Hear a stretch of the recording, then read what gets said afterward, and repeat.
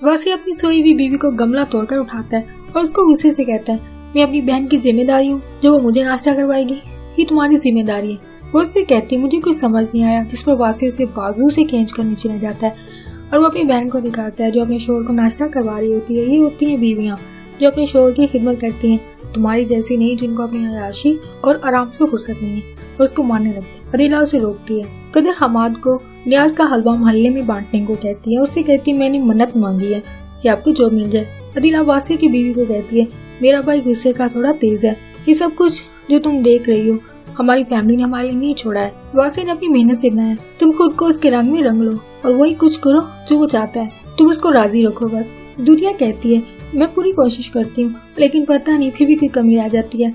अदीला कहती है, सब ठीक हो जाएगा।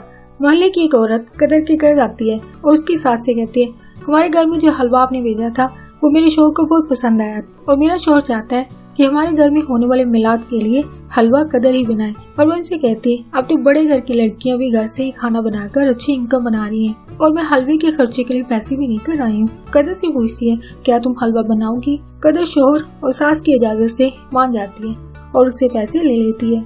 कदर हमाद के साथ हलवे का सामान लाने जाती है। मोहल्ले की औरत दोबारा घर के अंदर आती है। इस बार वो अपनी नंद को साथ लाती है और कदर की सास को कहती है, मेरी ननद को कदर का बनाया खाना बहुत पसंद आया है और उसके बेटे की मंगनी है और फंक्शन का खाना कदर से बनवाना चाहती है और उसको खाने के पैसे भी देती है। कदर और हमाद मिलकर खाना बनाते हैं। वासी को बीवी का बनाया हुआ ऑमलेट पसंद नहीं आता है, उसे गुस्से से नया ऑमलेट बनाने को कहता है। वो जैसे चेयर से उठती है उसको चक्कर आ जाता है। वासी उसे रूम में ले जाता है।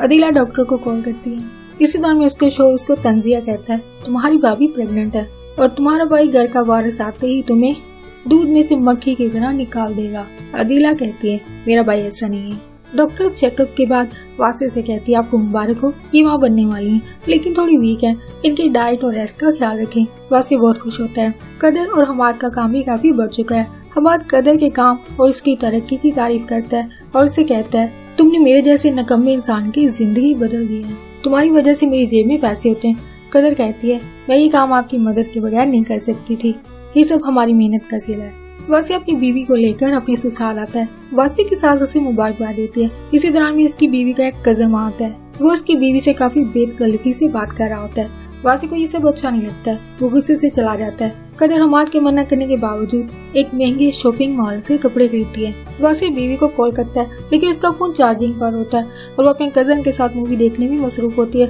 और फोन की रिंग सुन नहीं पाती है। फोन ना उठाने पर वासी को उस पर गुस्सा आता है। हमाद कदर के लिए खाना ऑर्डर करता है। इसी दौरान में कदर दुकान से लिए एक वॉलेट में कुछ पैसे रखकर हमाद को देती है और उसको कहती है, आपका वॉलेट मेरे पास था, आप ऑर्डर के पैसे दे दें।